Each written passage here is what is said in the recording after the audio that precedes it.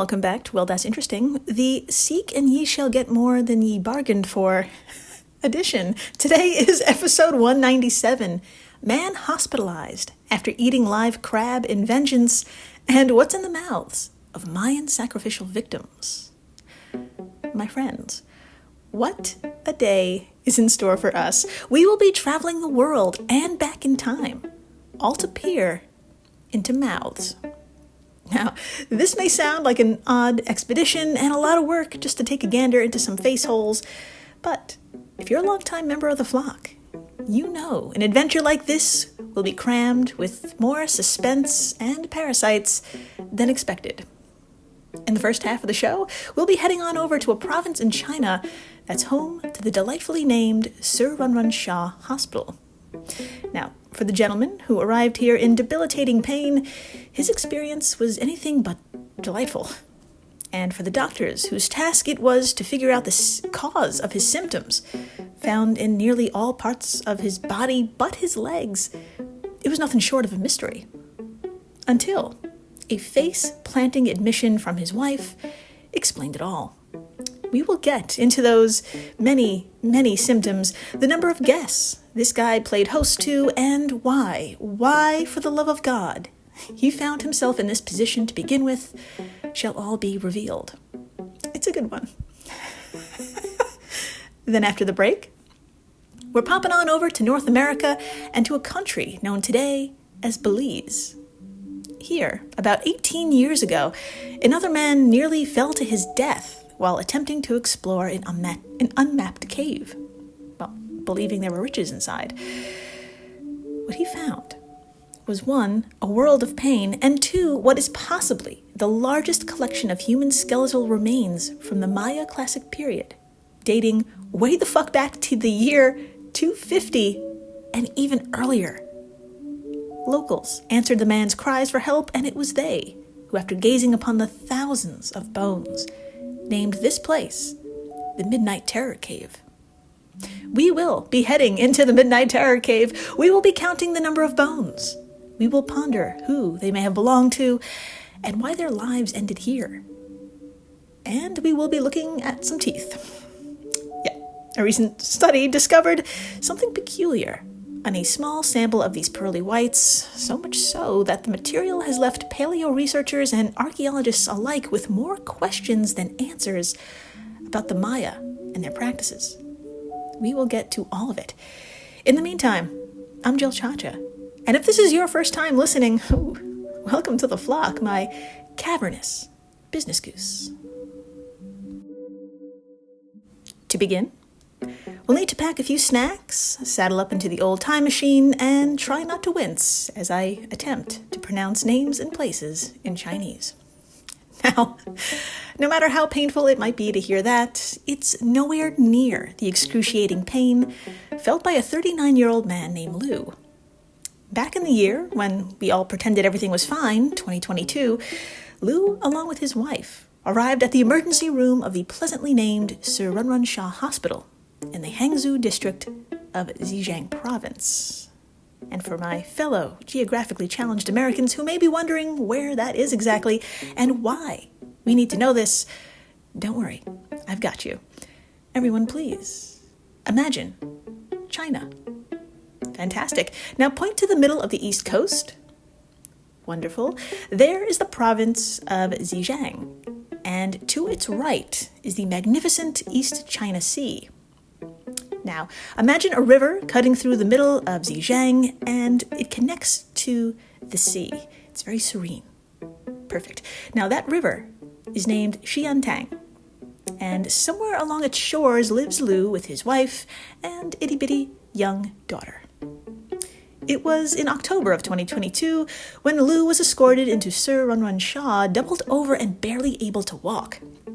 He told doctors here that his stomach felt as though it was ready to pop, and his back ached from his neck down to his waist.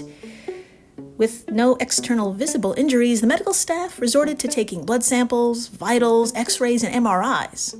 All the things to determine what the fuck was happening on the old insides, and to see if any signs of disease showed in his pathology report. When the results came back, boy howdy, They got answers. In fact, they got too many answers. As reported by Mandy Zhu of the South China Morning Post, this initial round of tests indicated that his chest, abdomen, liver, and digestive system, the whole banana, were showing signs of an infection.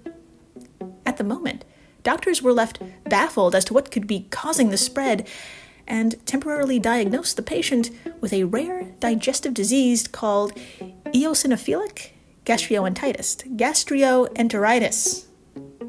Let's try that again. Eosinophilic gastroenteritis.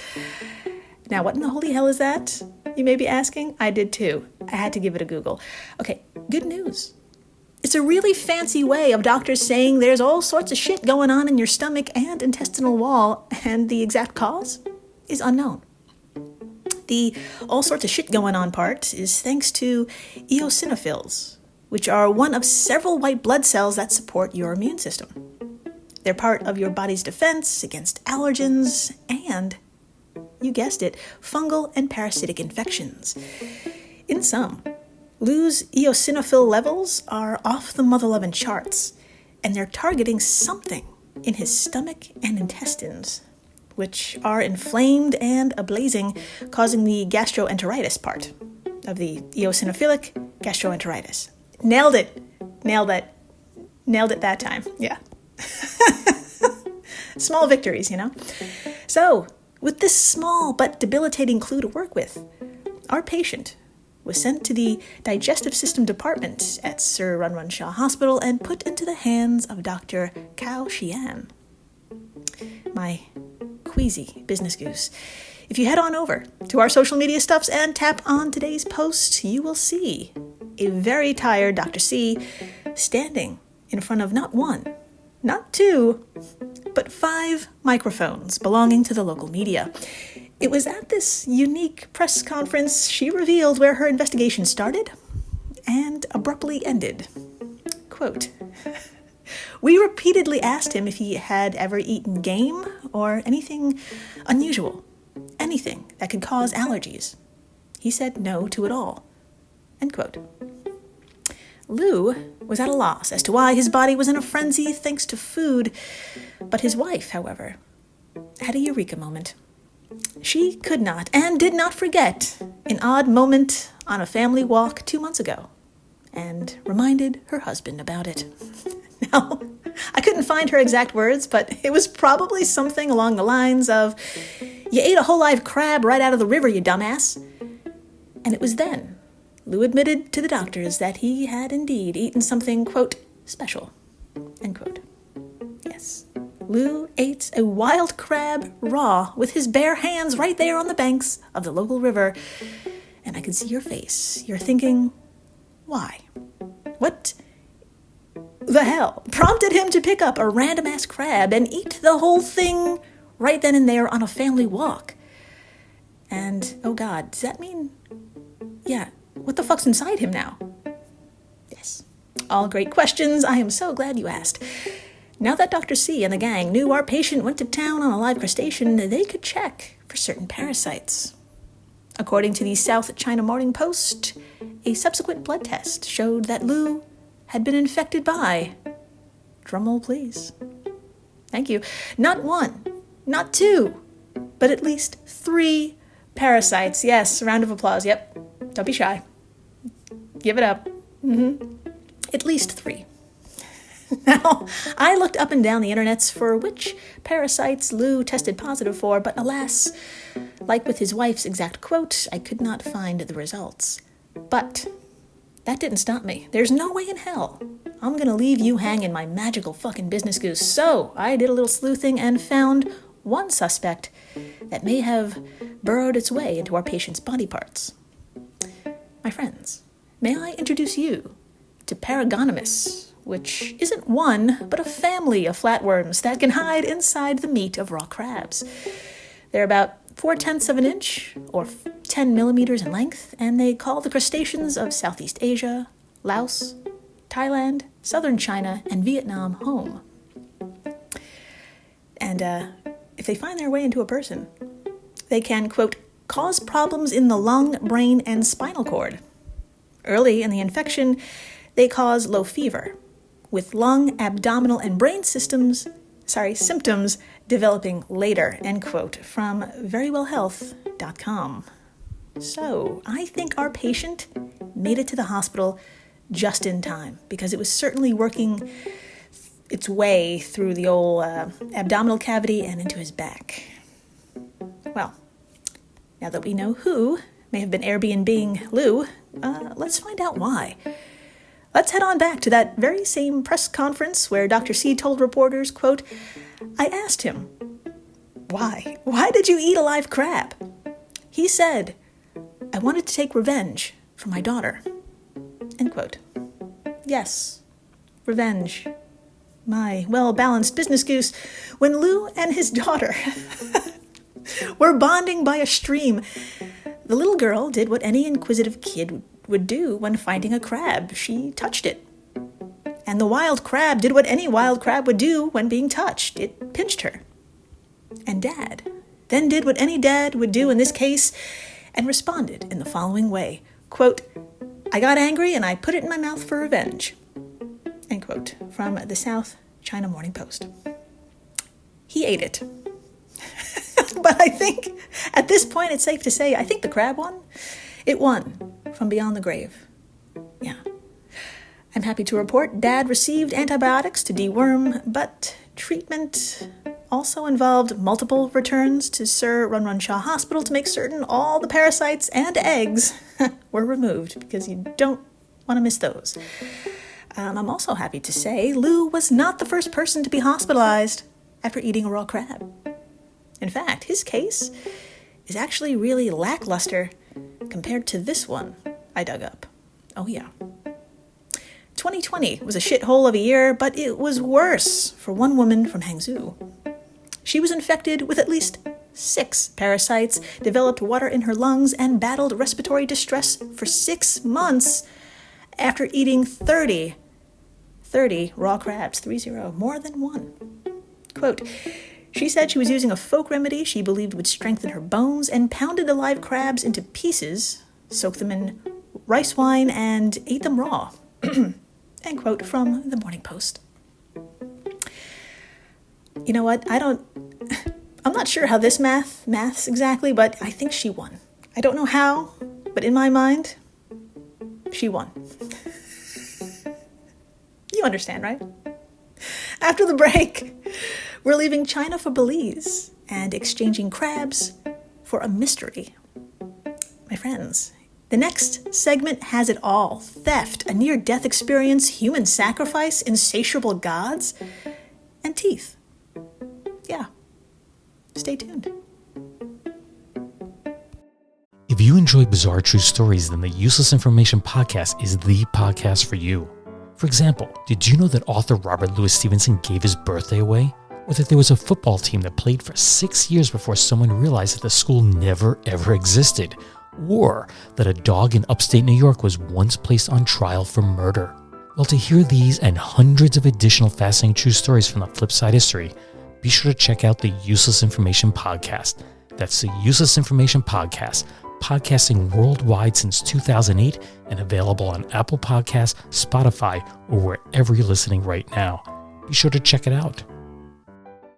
So this is History Uncovered, and I'm Kalina. And I'm Austin. We are the co-hosts of the show. History Uncovered is a podcast presented by All That's Interesting, where we both are writers. We cover all sorts of topics: true crime, unsolved mysteries, history, folklore, the paranormal, you name it. We've been doing this now for more than 100 episodes, covering a wide range of topics, and probably something that's bound to be interesting for everyone out there. Absolutely. And in addition to our normal episodes, we also do a history happy hour about the recent news in the world of history and archaeology, which we cover daily on the site, as well as important historical anniversaries. We also have done some special series. We've done one on the Titanic, doing one on Jack the Ripper, done one about some famous UFO sightings. So if all of that sounds like something that might be interesting to you, and you like having a good time, learning new things, and maybe laughing or just groaning at some bad puns, check out History Uncovered everywhere you get your podcasts.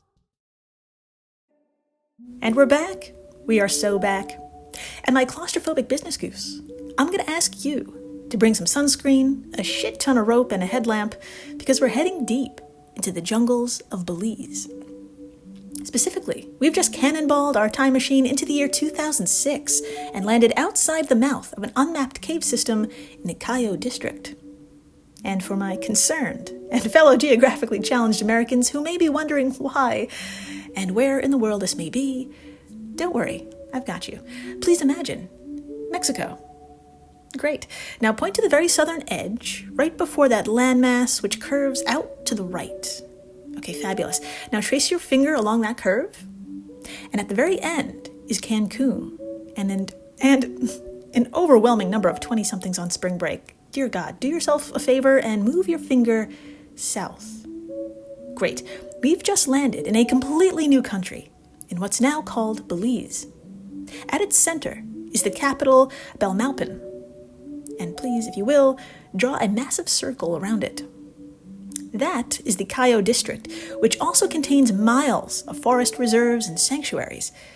Well over 1,000 years ago, this was once the heart of the Belizean Maya world, so there's no shortage of pre-Columbian archaeological sites.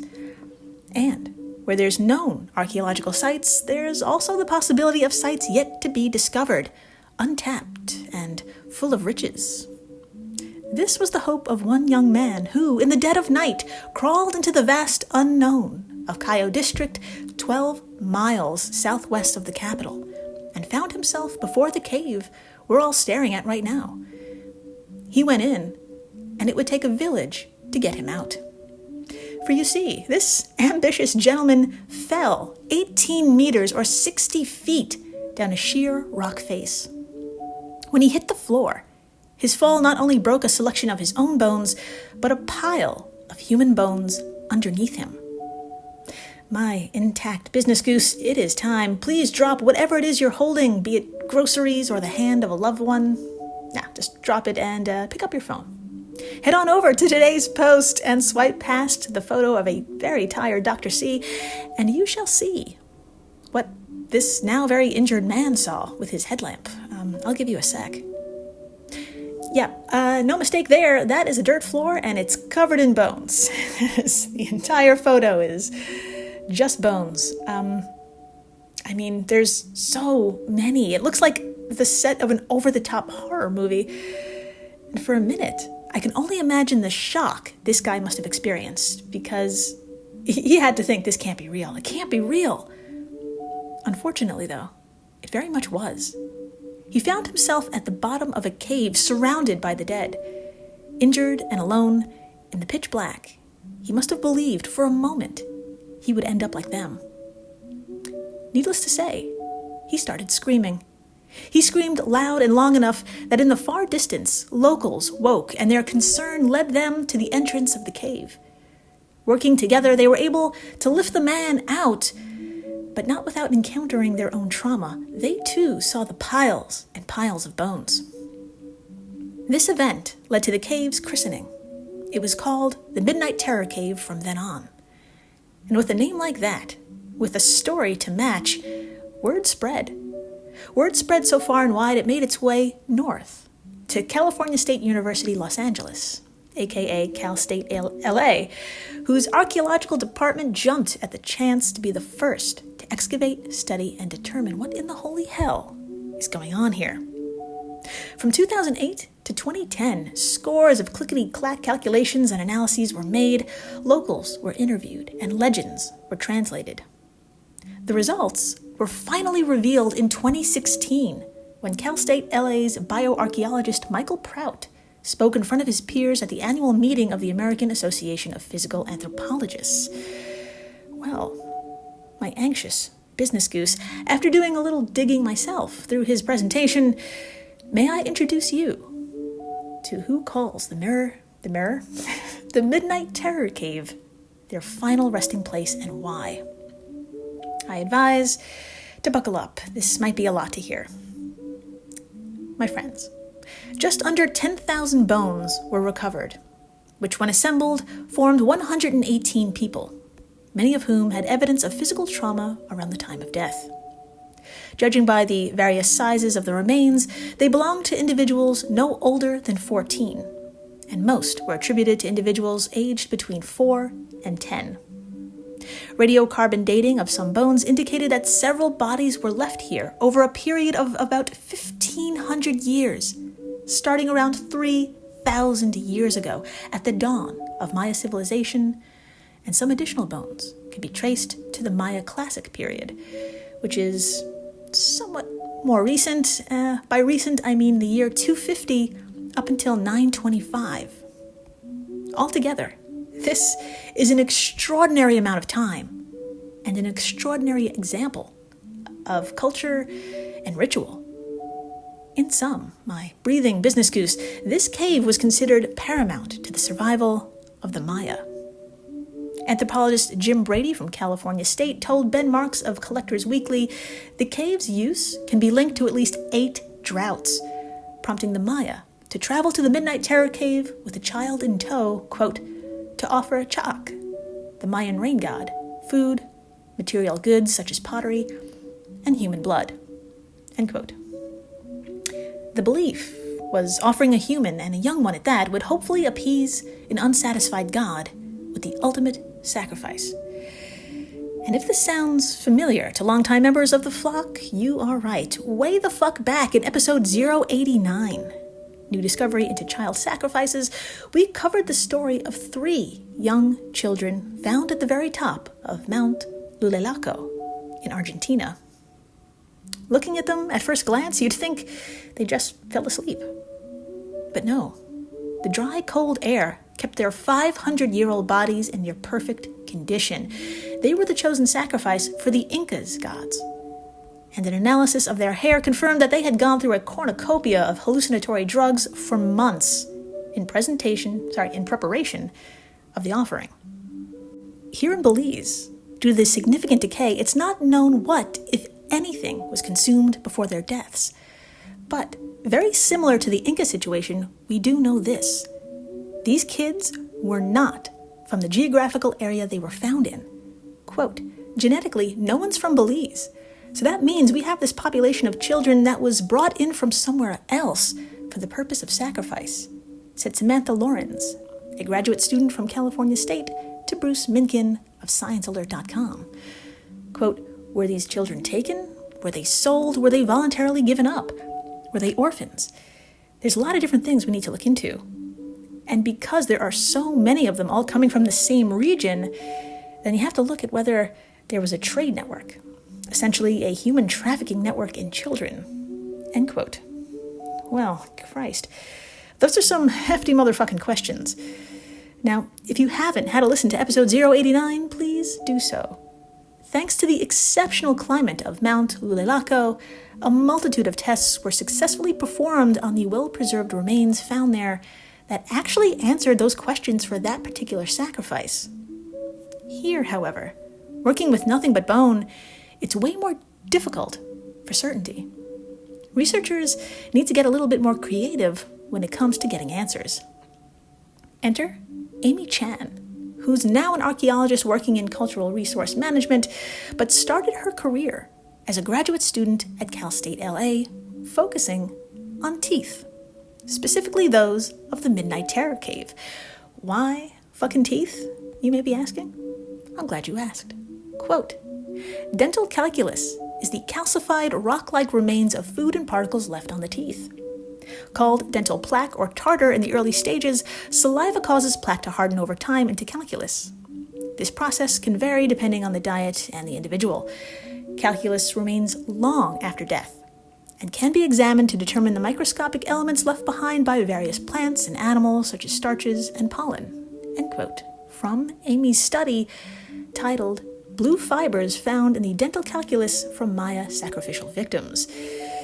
Now, you may be thinking that title gives things away, but I can assure you, not at all. Not at all. Let's get into it. My friends, Amy ingeniously focused on dental calculus as a way to figure out what these kids were eating just before their passing. I mean, it's brilliant, right? The mouth of a 4-year-old is covered in crap, I assume. So there's got to be boatloads of evidence here. Don't you agree? Yeah, I'm guessing Amy did too. So, she and her small team gathered 1,193 teeth, of which 922 were viable to study. 922. My friends, 88% of that sample had no dental calculus at all. Zip, nada, zilch, zero. Their teeth were cleaner than my teeth. And get this, only 6 teeth, 3 from one body and 3 from another, were found to have some dental calculus. 6. Now, you may be asking, why? And that's a great question. It's not answered here. We can only speculate for now. Like, were they cleaned before the sacrifice, for example? We don't know. But what we do know about these 6 teeth, my friends, head on over to our social media stuffs and swipe on through past that pile of bones until you land on an image that looks like a close-up of blue dental floss. Yeah, this is what was found in the mouths and on the teeth of 2 bodies. I mean, it's not dental floss per se, but bright blue strips of cotton fiber, less than the width of a human hair, tied in microscopic knots. Did you just audibly say, what? Yeah, so did Amy. How does bright blue fiber get onto teeth of sacrificial victims? Well, here is what we know, or at least what we think we know, about the color blue for the Maya. It's holy as fuck. What's called Maya blue pigment has been found at numerous sites throughout Mesoamerica. In fact, these blue fibers were also found in an agave-based alcoholic drink at burials at the Teotihuacan site. Yes, nailed it. An archaeological site in what is now Mexico. So, like the Inca, were these kids on a bender? Maybe. Did they eat something that was once wrapped in blue cloth? Maybe. Study co-author Linda Scott Cummings, president and CEO of the Paleo Research Institute in Golden, Colorado, who performed the analysis of the teeth, suggests maybe they were gagged at some point. Quote, there is evidence for use of gags in connection with sacrifice in Mesoamerica. The remains of gags were found with 4 sacrificed individuals discovered during the investigation of the Pyramid of the Moon at Teotihuacan. End quote from the study. Ooh, well, there's a lot in the air here. If it sounds like we have more questions than answers, you are right once more. Future research and creative solutions are going to be needed for this one. So, watch this space. I'll probably have yet another episode on child sacrifice shortly. That'll make it 3. That's a lot. Thank you for listening, rating, subscribing, ignoring my front door. The bell went off and I'm a New Yorker. I don't answer it. What? Who does that? Tell your friends about the dad who ate the live crab in Vengeance. That's normal. And tell them about these Mayan sacrificial victims. Bring it up at an inappropriate time. And a hallucinatory-sized thanks to the folks over at Airwave Media, the podcast network, to which WTI belongs. If you love this show, and you do, you'll love the other podcasts in this family. And please, stay interesting.